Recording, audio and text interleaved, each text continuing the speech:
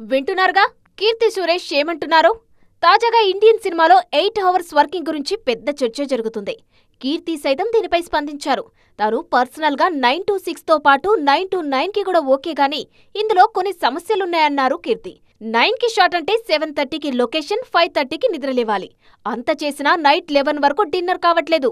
ఇక 9 to 9 అంటే కనీసం 3 గంటల నిద్ర కూడా ఉండదంటున్నారు ఈ బ్యూటీ. ఆ మధ్య రష్మిక మందన సైతం ఈ విషయంపై ఓపెన్ అయ్యారు. తను ఓవర్ టైం వర్క్ చేశాను కానీ అదంత మంచిది కాదన్నారు రష్మిక.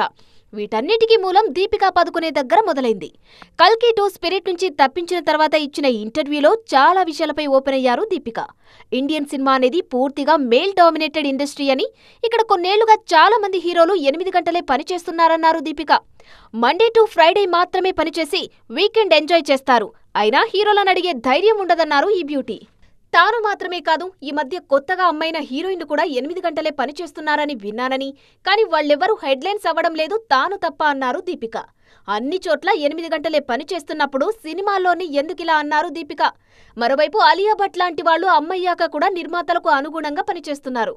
మొత్తానికి దీనిపై భిన్నాభిప్రాయాలున్నాయిప్పుడు.